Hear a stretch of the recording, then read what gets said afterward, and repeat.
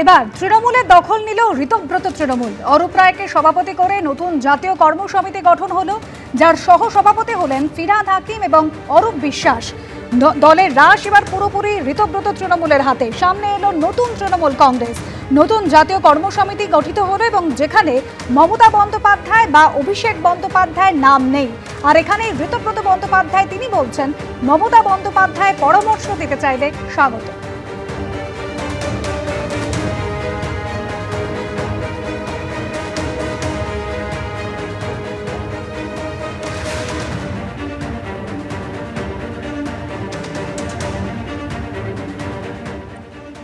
আজকে সর্বসম্মতিতে এই special session থেকে ইতিমধ্যেই আপনাদের আমি বলেছি যে শ্রী অরূপ রায় অল ইন্ডিয়া তৃণমূল কংগ্রেসের চেয়ারপারসন নির্বাচিত হয়েছেন। এছাড়াও আরও 29 জন যাদের নিয়ে ন্যাশনাল ওয়ার্কিং কমিটি গঠিত হয়েছে, শ্রী ফিরহাদ হাকিম, শ্রী অরূপ বিশ্বাস, শ্রী জাভেদ আহমেদ খান, শ্রী বিপ্লব মিত্র, শ্রী আকরুজ্জামান, শ্রীমতী সাবিনা ইয়াসমিন, শ্রী রথিন ঘোষ, শ্রী সন্দীপন সাহা। যার নাম ঘোষণা হচ্ছে বিভিন্ন জায়গায়, মানে যাদের নাম ঘোষণা হচ্ছে তারা তার আগেই অন্যত্র চলে যাচ্ছেন, পরের দিন সকালবেলা রেজিগনেশন দিচ্ছেন। এর মধ্যে একজন সো কল্ড জাতীয় কর্ম সমিতির বলে যেটাকে বলা হচ্ছে তার একজন গুরুত্বপূর্ণ সদস্য রেজিগনেশন দিয়েছেন। কালকে বিধানসভায় তিনি আসবেন। রাষ্ট্রীয় সভাপতি যিনি ছিলেন তার ছেলে আপনাদের বৈঠকে এখানে উপস্থিত হয়েছে। হ্যাঁ, সৌরভ বসু। অনেকটা মিউজিক্যাল চেয়ারের মতো। আপনি হয়তো বলছেন যে এই নিজেই আপনি বললেন ছিলেন, তার মানে কি এখন নেই? নিশ্চিতভাবে আগামী দিনের যে লড়াইয়ের কথা অরূপদা বললেন, সেই লড়াইয়ে সৌরভও গুরুত্বপূর্ণ ভূমিকা পালন করবে। আমি তো এর ক্যাটেগরিক্যালি আমরা বলেছি, আমরা এর আগেও পরিষদীয় দল বলেছি যে উনি প্রধান পরামর্শদাতা হিসেবে আমাদের যদি পরামর্শ দিতে চান আমরা ওনাকে স্বাগত জানাবো। কে অভিষেক? যাকে লোকে চর্পিটুনি দিয়েছে, সময় নষ্ট করে লাভ নেই।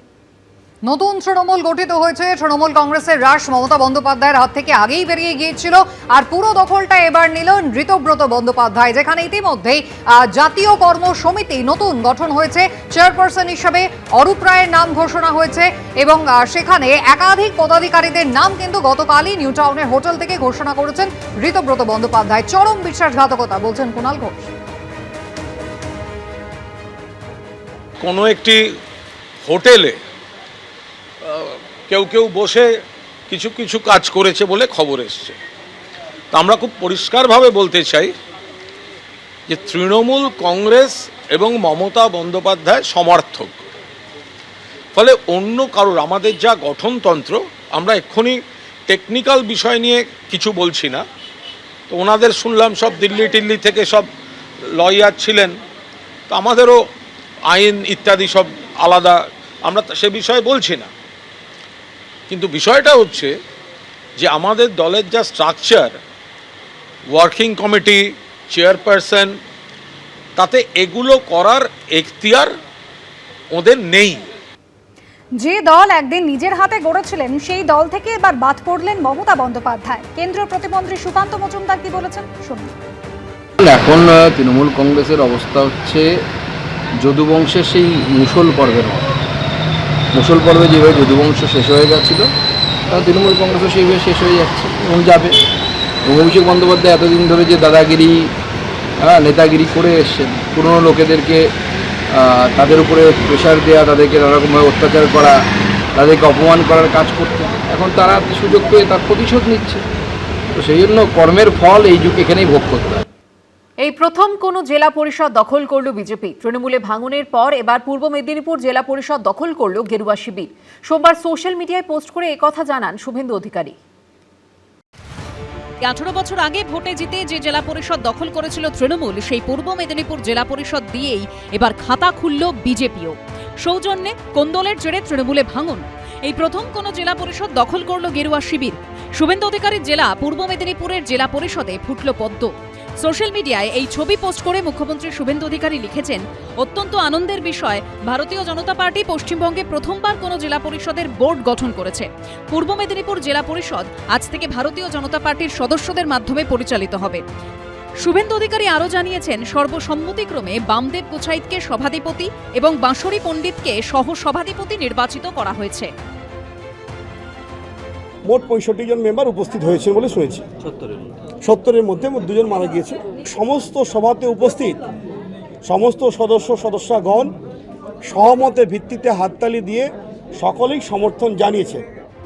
বিধানসভা ভোটে তৃণমূল হারার 1 মাসের মাথায় গত 5ই জুন পূর্ব মেদিনীপুর তৃণমূল পরিচালিত জেলা পরিষদের সভাধিপতির পদ থেকে ইস্তফা দিয়েছিলেন তৃণমূল নেতা উত্তম বারিক এবং জেলা পরিষদের সহ সভাধিপতি সুহাসিনী কর। সোমবার সোশ্যাল মিডিয়ায় পোস্ট করে পূর্ব মেদিনীপুর জেলা পরিষদ দখলের কথা জানান শুভেন্দু অধিকারী।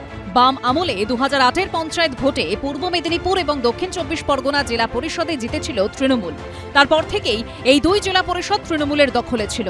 এবার কলহের জেরে তৃণমূলে ভাঙনের পর সেই পূর্ব মেদিনীপুর জেলা পরিষদ দখল করল BJP. Biton Chakraborty report, ABP Ananda, Purba Medinipur. মেসিকাণ্ডে সোমবার ফের জিজ্ঞাসাবাদ করা হলো প্রাক্তন ক্রীড়ামন্ত্রী অরূপ বিশ্বাসকে। থানা থেকে বেরোতেই তাঁকে লক্ষ্য করে চোর স্লোগান দেওয়া হয়, দেখানো হয় জুতোর মালা। এদিন প্রায় 3 ঘন্টা জিজ্ঞাসাবাদ করা হয় অরূপ বিশ্বাসকে। মেসিকাণ্ডে সোমবার ফের থানায় হাজিরা দিলেন অরূপ বিশ্বাস। তাকে দেখেই উঠল চোর স্লোগান।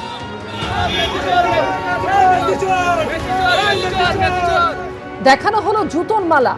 বৃহস্পতিবার বিধাননগর দক্ষিণ থানায় 3 ঘন্টারও বেশি সময় জিজ্ঞাসাবাদ করা হয় প্রাক্তন ক্রীড়ামন্ত্রী অরূপ বিশ্বাসকে। সোমবার ফের তাকে তলব করা হয়। এদিনও প্রায় 3 ঘন্টা জিজ্ঞাসাবাদ করা হয় অরূপ বিশ্বাসকে। ভিতরে যখন জিজ্ঞাসাবাদ চলছে, থানার বাইরে জড়ো হন বিক্ষোভকারীরা। অরূপ বিশ্বাসের জন্য তৈরি করা হয় জুতোর মালা। বিধাননগর দক্ষিণ থানার বাইরে অরূপ বিশ্বাসের অপেক্ষায় বেশ কয়েকজন মানুষ তারা জুতোর মালা তৈরি করছেন। এইভাবেই পরপর জুতো বেঁধে মালা তৈরি করা হচ্ছে। ও মেসিকে চুরি করেছিল, লোকে তো পয়সা চুরি করে, টাকা চুরি করে, ও দুর্নীতিও করেছে আর মেসিকে চুরি করেছিল, আর বেতালের মতো মেসির ঘাড়ে উঠে পড়েছিল। আমরা টিকিট কেটে খেলা দেখতে পারিনি, মালা দিয়ে ওকে সংবর্ধনা দেবো আজকে। থানা থেকে বেরোতেই অরূপ বিশ্বাসকে লক্ষ্য করে ওঠে চোর স্লোগান। আমি সম্পূর্ণ সহযোগিতা করেছি। যেটা এটা বিচারাধীন, এই বিষয়ে আমি একটা মন্তব্য করব না। যেহেতু এটা বিচারাধীন, সাবজুডিস, সেই কারণে আমার কিছু বলাটা, আমার আইনজীবী বলেছে কিছু না বলতে। গত বৃহস্পতিবার আলিপুর আদালতে তুমুল বিক্ষোভের মুখে পড়েন প্রাক্তন ক্রীড়ামন্ত্রী অরূপ বিশ্বাস। ভেঙে ফেলা হয় আইনজীবীর চেম্বারের জানলার কাঁচ। মেসিকাণ্ডে এর আগে বারবার তলব করা হলেও পুলিশের কাছে হাজিরা দেননি তৃণমূল নেতা। উল্টে কলকাতা হাইকোর্টে রক্ষা কবচ চেয়ে আবেদন করেন তিনি। এরপরই আদালত নির্দেশ দেয়, মেসিকাণ্ডে পুলিশের নির্ধারিত দিনেই হাজিরা দিতেই হবে অরূপ বিশ্বাসকে। তবে গ্রেফতারের মতো কড়া পদক্ষেপ করতে পারবে না পুলিশ। অরূপ বিশ্বাসের রক্ষা কবচের নির্দেশকে চ্যালেঞ্জ করে ইতিমধ্যে কলকাতা হাইকোর্টে ডিভিশন বেঞ্চের দ্বারস্থ হয়েছেন মেসির অনুষ্ঠানের উদ্যোক্তা শতদ্রু দত্ত। মঙ্গলবার সেই মামলার শুনানি হতে পারে। সন্দীপ সরকার ও শৌভিক মজুমদারের রিপোর্ট, এবিপি আনন্দ, কলকাতা। এবিপি আনন্দ, এগিয়ে থাকে, এগিয়ে রাখে।